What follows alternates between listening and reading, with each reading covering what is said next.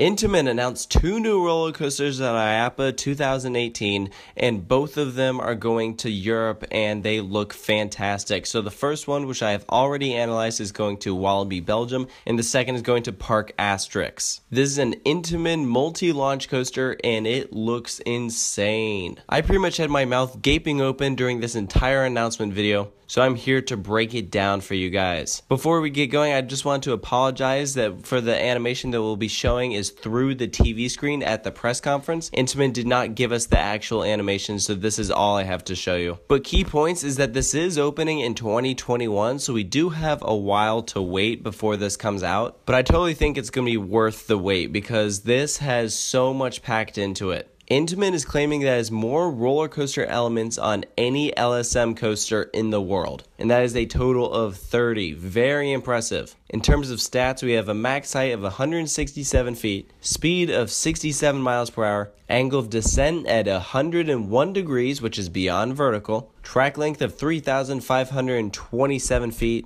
and a total of 23 airtime moments. One thing that makes this ride unique is that it does have a backwards section, but it is not at the beginning of the ride. If you think of a lot of those Skyrocket 2 models, it launches forwards and then immediately sends you backwards. This backwards section is like halfway through the ride, and they're able to accomplish that through a high-speed switch track. And frankly, the fact that they are having this makes me a little bit worried about the amount of possible downtime that this coaster could have. I'm confident that Intamin can pull it off correctly, but something that complex could potentially lead to some issues. So we'll just have to wait and see how that goes. The fact that they're able to switch the track while the train is still in motion, I mean, you gotta have that system working exactly because there's no room for error there. So let's kind of go through this layout. What they have depicted is that immediately after leaving the station, you dip down into the trench and you hit the first launch and accelerate into this high-speed bank curve. This is the type of stuff that reminds me exactly of Maverick or iSpeed or even Terran. And apparently the people at Parc Astérix, when they were considering what new coaster to go for,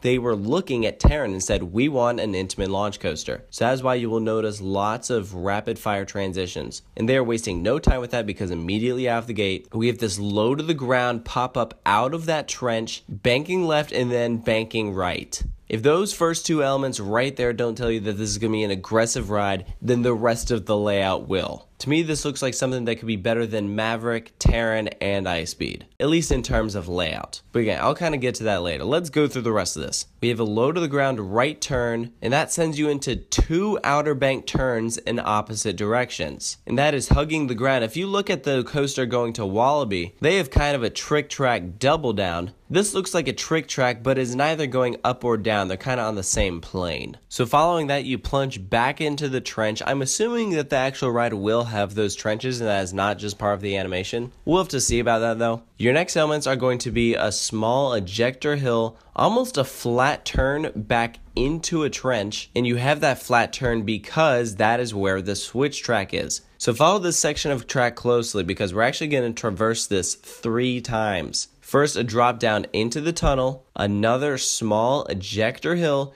and you start to rise up into the top hat and you don't make it over. You fall back, go backwards through those 2 sections, and at this point the track will have switched and you go straight back into a spike. That's going to give some nice weightlessness as then you plunge straight back down, and that is a vertical spike. So there you go, there's kind of your first main drop. Straight section back down into the trench, airtime hill, and now you make it over the top hat. And what Intamin is doing here is pretty neat. They have what they are calling an anticipation stall. I kind of think they've taken some hints from Hang Time or Dive Coaster because it kind of holds you over that beyond vertical drop for a little bit. I mean, if you're in the back row, you're going to get whipped over this thing. That's going to be a nice drop and then immediately slams you to the left, slams you to the right. And now we have a first for Intamin. This is the 0G stall. And in terms of these elements, we've really only seen them on RMC coasters, and the one I would compare this to most would probably be Goliath's, because notice this one is fairly close to the ground, so I wouldn't compare it to Wildfire's because that is elevated. This 0G stall is going to be very drawn out, is going to hang you for several seconds just staring at the ground before it whips you back, passing over water. At least, again, I'm hoping that there actually is water there during the actual ride. Kind of a sideways banked airtime hill. That's going to be an awesome element. Twist out, go into one of those Maverick style airtime hills. This is just going to be ejector airtime all over the place. Some rapid fire transitions, and then we got our wave turn. You can tell there's some elements here that Intamin has clearly taken notice from RMC. If you haven't experienced sideways airtime before, it is so cool. And being able to do one on an Intamin, yeah, that is going to be sweet. So next you are going to bank hard left, and this sends you into your second inversion. That first one was that cutback at the beginning, and this is going to be a heartline roll, just quickly thrown in there at the end, and then that sends you into an overbank turn,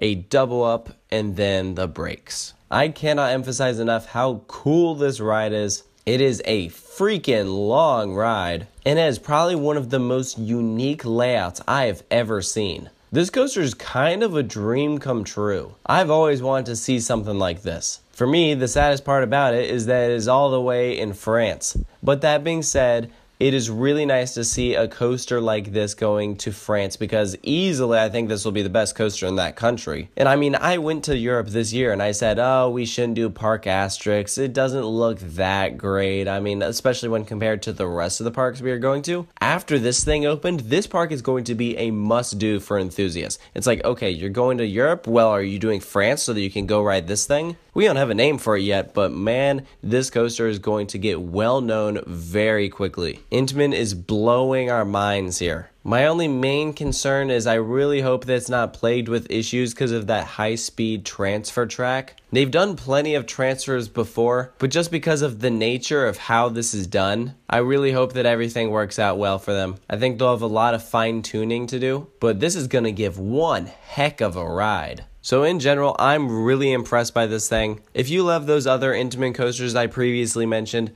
you are absolutely going to love this. I am very excited for this and the coaster going to Wallaby. And because they're both opening the same year, I think that is going to be the area in Europe you are going to want to be for 2021. And the good news is that the two parks are not actually that far away from each other. So if you want to hit up both new Intamins in 2021, it is totally doable. I know suddenly that part of Europe is on my radar. They look like two of the best coasters in the world. So if you haven't gone out and checked out my analysis for the coaster going to Wallaby, Belgium, go ahead and head over to my channel to watch that. But as for this one going to Parc Astérix, I want to hear from you guys. What are your thoughts on it? Be sure to post all those in the comments below. And of course, you can stay tuned for more coaster reviews here at Coaster Studios. Thank you for watching.